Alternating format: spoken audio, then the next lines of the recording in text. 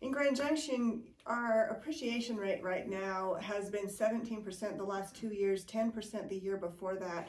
So you will be very, very surprised how much equity you have in your home right now. And I'm sure Salt Lake is probably really similar to the Grand Junction market. Yeah, last year we, I think, appreciated around 22%, and they're projecting 15% this year.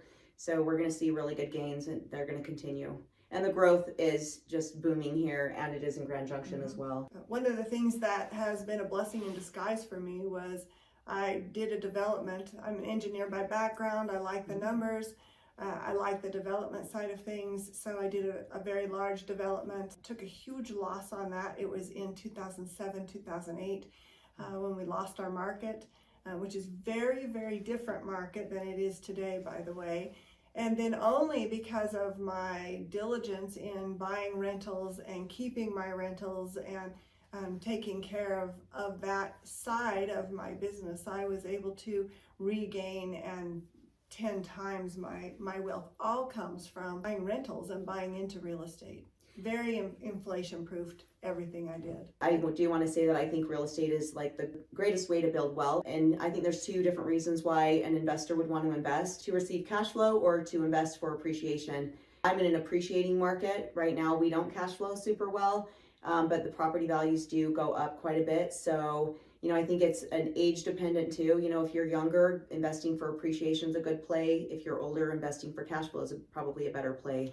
So I am currently now in my 60s, and when I started investing in real estate, I was 23. So I did all of my investing when I started for appreciation. I said when I bought something and I had to feed it a couple $100 a month, that was my forced savings account. And then as I got older and I got to a point where I said, okay, I may retire when I'm in my late 60s, I have shifted everything in my portfolio from an appreciation standpoint to a cash flow standpoint. So you have to consciously make that choice as to where you are in life and say, okay, what am I doing with this asset? Where does it need to be in the next 5 years? And how do I shift that? So we're both of us experienced in that and can help you with those kind of decisions. You can create your own investment properties. I started in my early 20s buying properties, and so I started creating my own investment properties. First set I did was a set of fourplexes that we turned into 4 single-family units that are now paid for. And as of April 1st of this year, I just finished 4 triplexes. So I have 12 units that just came online. I am not managing those, but I've created right there 16 units that couldn't find or you couldn't purchase anywhere in the Grand Junction area. So don't be afraid to step out on a limb a little bit and say, hey, what's this like? I will warn you that the construction side of things right now in 2022 is a little difficult. And so you've got to be aware of that. And once you start, you have to be able to complete. But both Heather and I have been through that construction phase as well.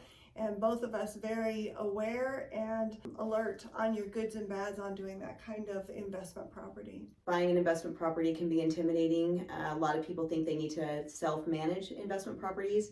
And there are so many amazing property management companies out there that can do that for you, so you don't get the calls in the middle of the night when the water heater breaks or the furnace goes out.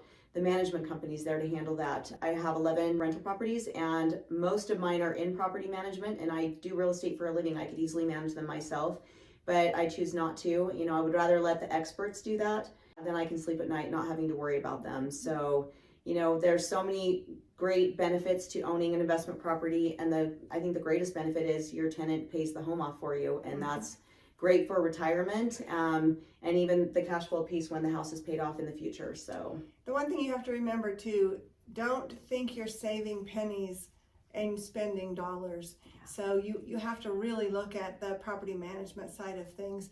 I've done investment real estate for over 40 years now. I do not manage any of it because that is not my skill. My skill is investing. My skill is helping others invest. But we would love to help anybody that's thinking about purchasing an investment property or that just wants to talk about it and get information on it. And we can help talk over down payments and different loan options that are available. So if you know anyone, give me a call, give Janice a call. We'd love to help.